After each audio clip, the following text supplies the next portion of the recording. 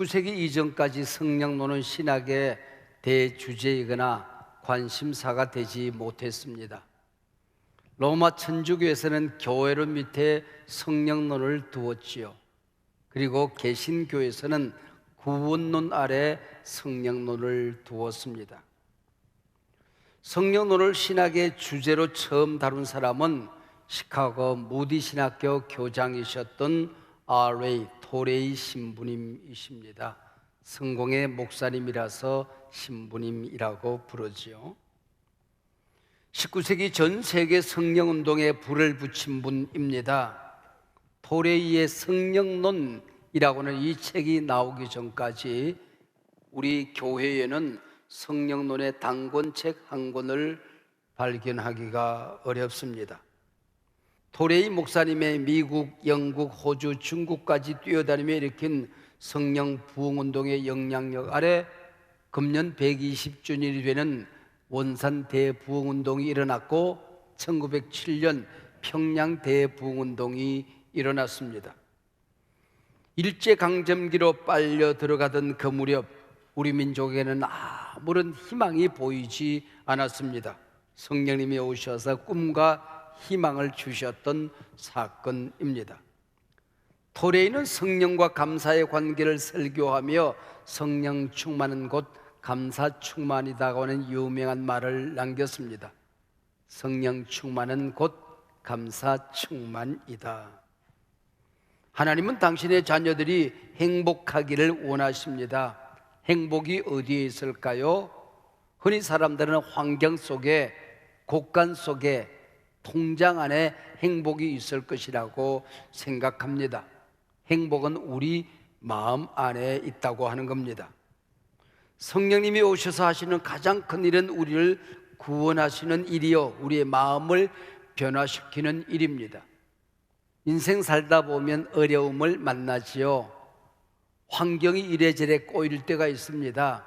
그러면 하나님께 기도합니다.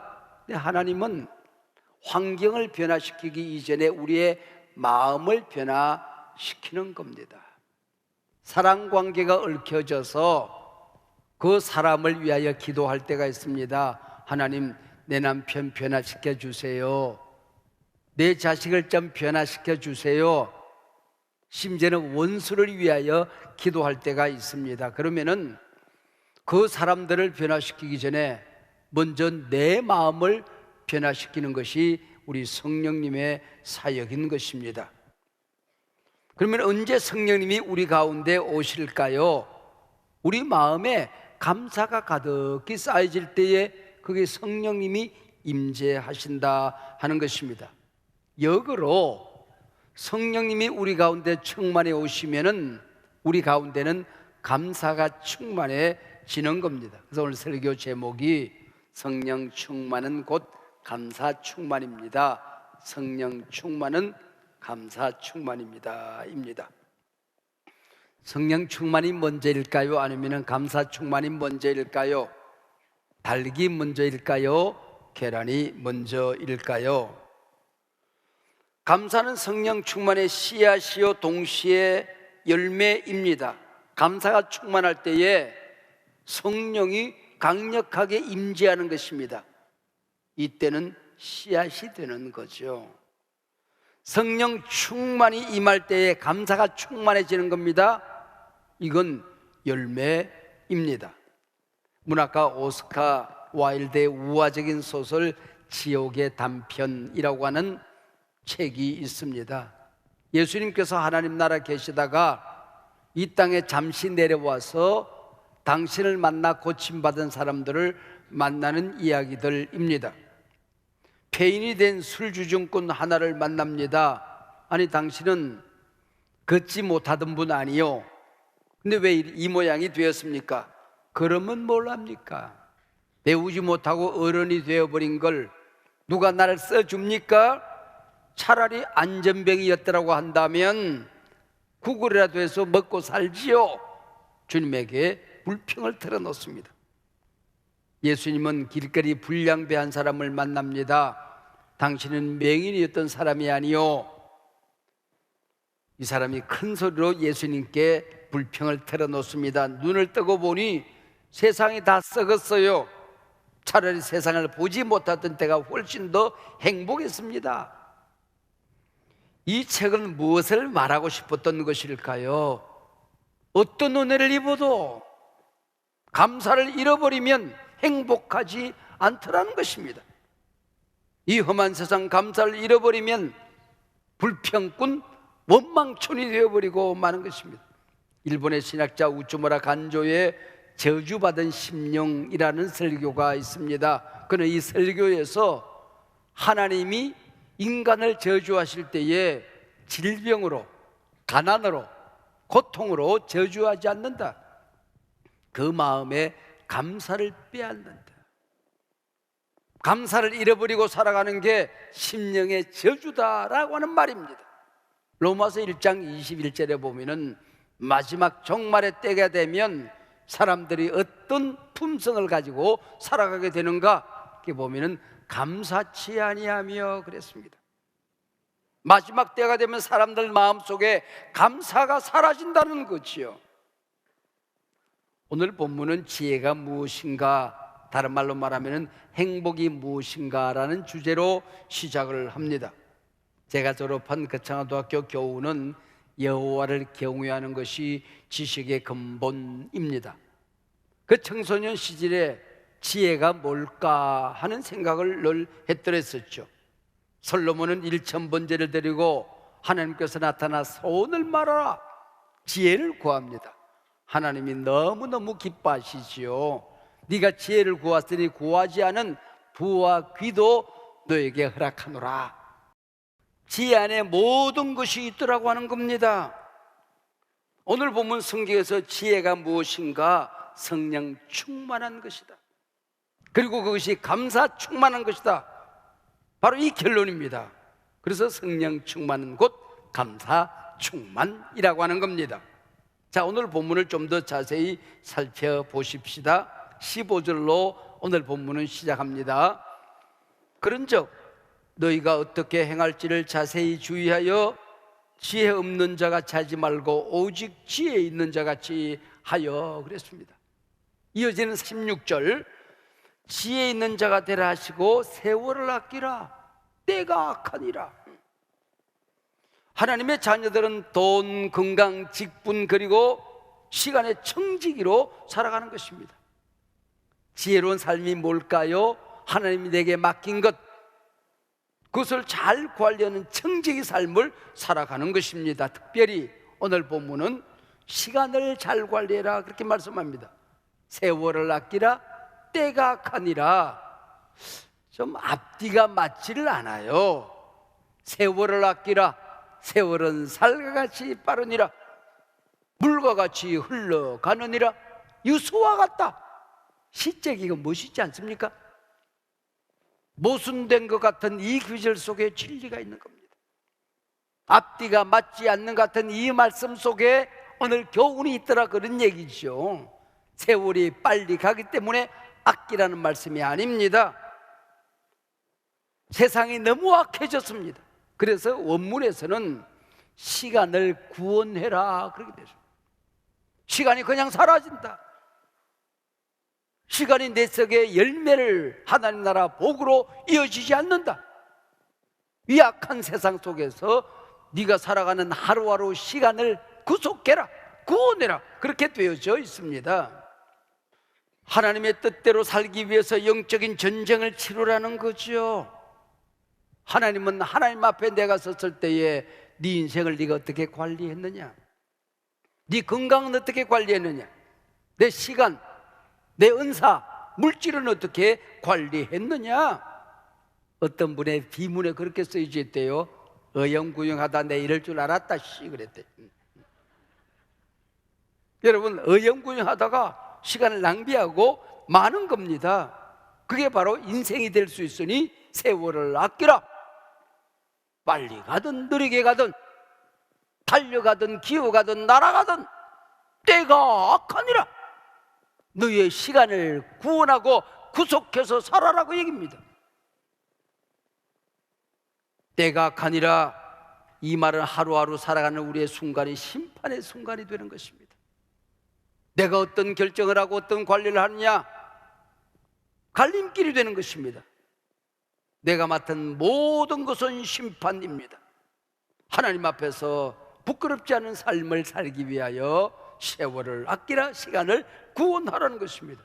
근데 약한 세상에서 우리를 꼬이는 사탄이란 놈이 있어요. 나보고 적당히 살아도 돼, 네 인생은 너의 것, 네 마음대로 살아도 돼, 그 얘기입니다. 네 마음대로 좋은 대로 살면 되는 거지. 그래서 매 순간 심판이요 영적인 전쟁입니다. 때가 악하니라, 이 전쟁에서 지면 우리는 악한 길을 걸어가는 거죠. 감사와 행복을 잃어버리고 마는 것입니다.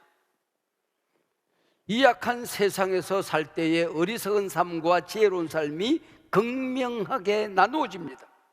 이 오늘 본문 그 유명한, 누구나 알고 있는 말씀이죠. 에베소서 5장 18절, 술 취하지 말라, 이는 방탕한 것이니라, 오직 성령으로 충만함을 받으라, 그렇게 되어 있습니다. 술 취하는 것과 성령에 취하는 것을 대비하고 있습니다. 아마 비슷한 게 있는가 봐요. 그리고 전혀 다른 게 있겠지요.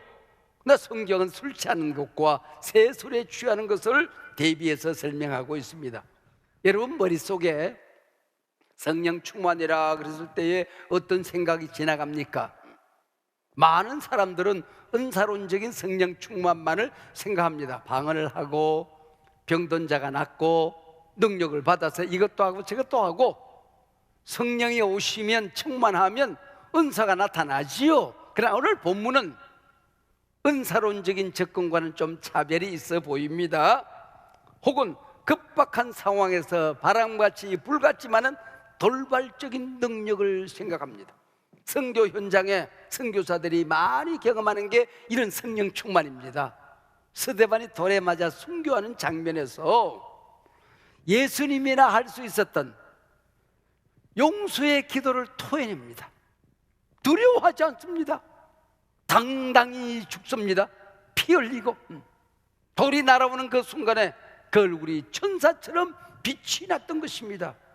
어떻게 그게 가능하냐, 그 얘기죠.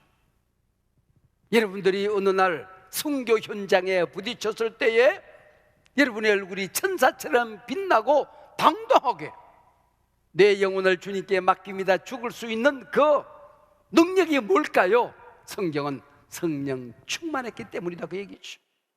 이 돌발적인 이런 갑작스러운 성령의 임재와도 차이가 있어 보입니다. 품성의 변화와 밀접한 관계가 있습니다. 그 가운데도 성령 충만과 감사 충만의 관계를 잘 설명하고 있습니다. 오늘은 추수감사주일 아닙니까? 유대인의 3대 절기 가운데에 초막절에 해당하는 절기입니다. 1년 농사를 끝내고 7일 동안 초막을 짓고 밖에 나와서 출애굽 광야 40년 동안 하나님이 함께 하셨던 일, 하나님이 어떻게 우리와 동행했던가, 구름기둥 불기둥으로 성령이 임재했던 그 사건을 재현하는 것이 초막절입니다. 추수감사절, 뭘 얼마나 얻었냐 이 얘기가 아니라는 겁니다. 지난 1년 동안 얼마나 추수했느냐의 잔치가 아니라는 겁니다.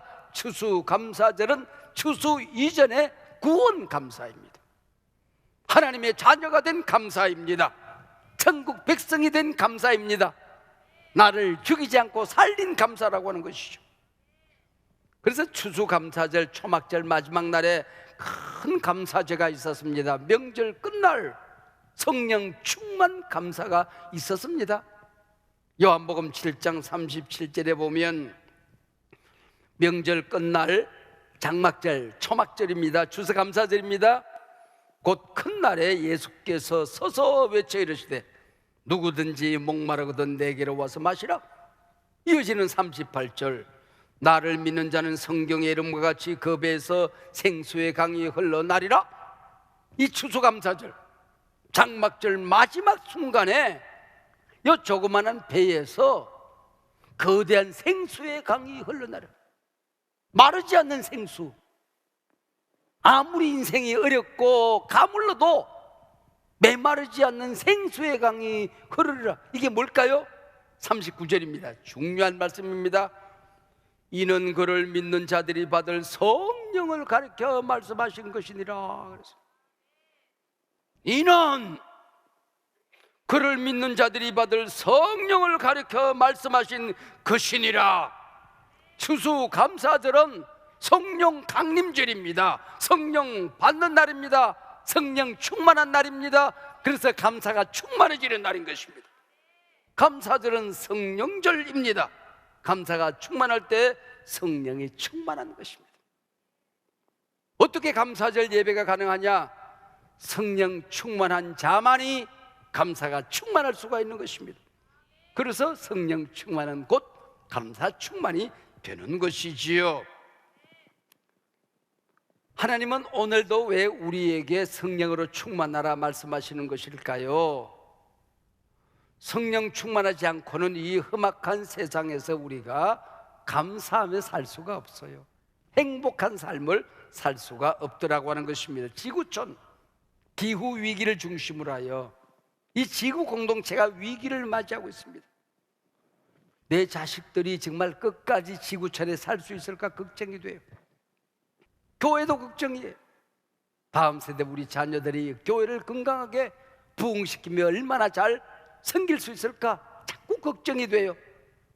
요즘 청소년들 아이들에게 술 먹지 마라, 담배 피지 마라 옛날 얘기예요. 마약하지 마라.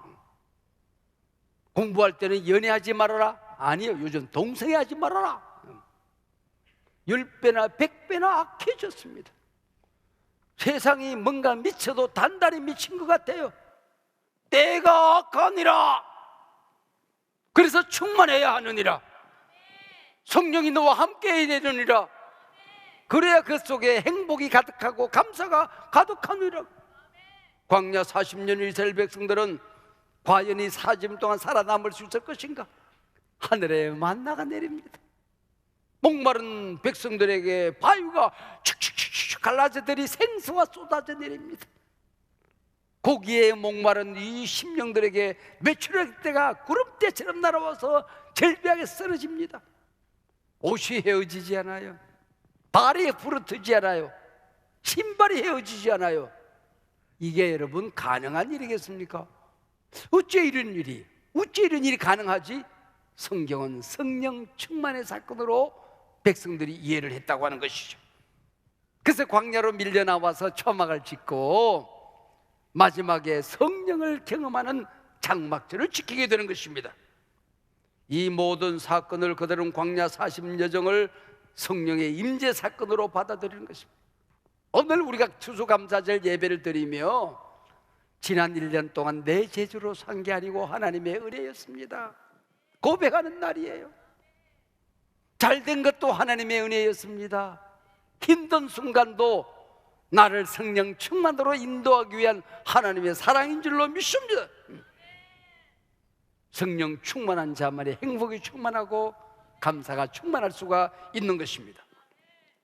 이어지는 오늘 본문 19절, 20절, 21절 성령 충만과 우리 품성과 어떤 관계가 있는가를 다룹니다. 19절 찬송 생활과 성령 충만이 어떻게 이어지는가, 20절 감사 충만과 성령 충만이 어떻게 연관되어지는가, 21절 내 곁에 있는 사람들을 소중히 여기는, 서로 귀에서 어쩔 줄 모르는 서로 복종해라는 이 말씀과 성령 충만이 어떻게 연결되어지는가를 다루고 있습니다. 우리가 시와 찬송 그리고 신령한 노래를 할 때 성령이 임하시게 되는 것입니다. 성령이 임할 때 우리 속에 행복의 노래가 넘쳐납니다. 찬송이 넘쳐나게 되는 것입니다. 시가 넘쳐나게 되는 거예요. 우리가 감사하면 감사와 함께 성령이 임하는 것입니다. 감사가 가득할 때 성령이 그 자리에 오신다는 거예요. 내게 맡겨진 사람들을 소중히 여기고 아껴주고 격려하고 칭찬하고 받들 때에, 서로 복종할 때에 그게 성령이 임재하는 거예요. 성령이 임재하면 불평스럽게 보이던 내 자식이 소중하게 보이는 거예요. 문제투성이 그 남편이 선교사로 보이는 거야. 저 인간 없으면 내가 기도하겠나 하고 생각이 드는 거예요. 우리 김양재 목사님 말씀을 빌리면은 구속사적으로 보여진다 그 얘기예요. 그러므로 성령 충만과 감사 충만, 이들은 뗄래야 뗄 수가 없는 관계가 되는 것이죠. 문득 그런 생각이 들어요. 그러면 나는 성령 충만한 사람인가 아닌가 하는 생각이 들지요. 여러분이 예수 믿은 게 그렇게 좋습니까? 하나님이 여러분의 아버지라는 게 그렇게 좋습니까? 예수로 구원받은 것이 그렇게 행복하십니까? 성령 충만한 것입니다. 많은 사람들이 감사를 환경 조건 속에서 찾고 있습니다. 그러나 존재 안에서 찾으라는 거죠. 품성 안에서. 감사 특밤 3주 동안 강사가 말씀을 전하고 나면 제가 그분들의 말씀을 따라서 한 가지, 두 가지, 세 가지 기도를 선포했습니다. 저도 함께 부르짖고 할 때는 같이 기도했어요. 그러나 이 감사 특밤을 시작하며 금년 감사절은 감사 기도만 해봐야 되겠다 그 생각이 들었어요. 어떤 날은 내가 태어나던 그 환경 속으로 그 상황을 상상하면서 하나님께 감사를 했습니다. 혼자서 나를 키우는 어머니와 함께 손잡고 우리 옆집에 예배당이 들었었던가, 얼마나 감사한지. 예수 믿은 감사, 주일학교 다니면서 내가 받았던 은혜들을 하나하나 생각하고, 선생님들, 시골교회를 섬겼던 전도사님들 얼굴을 떠올리며 하나님 앞에 감사하는 시간을 가졌어요. 나 같은 것을, 도망가는 나를, 자꾸 반항하는 나를 부르고 또 발목을 묶어서 나를 목사 삼으셨어요. 목사 삼는 신학교 시절을 위하여 하루는 기도를 하고, 또 어느 교회를 섬길 때에 그때 함께 했던 분들을 떠올리며 감사 기도를 하고, 그래서 내 생애 70년을 쭉 돌이켜보며 감사를 했어요. 개척교회 창립 예배를 드리던 그때 행복, 전도하던 행복, 어떤 교회가 예배당 지어주겠다는 걸 거절하고 우리 교인들이 헌신해서 5층 상가에 들어올 때에 하늘을 나는 것처럼 좋았어요. 교회는 급성장하면서 우리는 행복하기만 했어요. 처음으로 예배당을 유치원 부지에 지어놓고 IMF가 오든 말든 뭐가 오든 우리는 기쁘고 행복했어요. 이 만평 땅을 살 때에 우와, 하나님께서 우리 교회 쓰시나 보다, 우리 교회 축복하시나 보다. 그리고 시간만 나면 와서 발바닥으로 밟는 거야. 발바닥으로 밟는 땅을 주신다고 그랬어요. 이 예배당 건축하고 입당할 때에 울고 또 울었습니다. 행복해서 울었습니다. 그뿐이겠습니까? 초등학교 졸업 맞고 남의 집 머슴살이 하던 나를 중학생이 되게 하더니 공부도 참 많이 시켰어요. 할 만큼 했어요. 박사이가 손으로 꼽을 수가 없어요.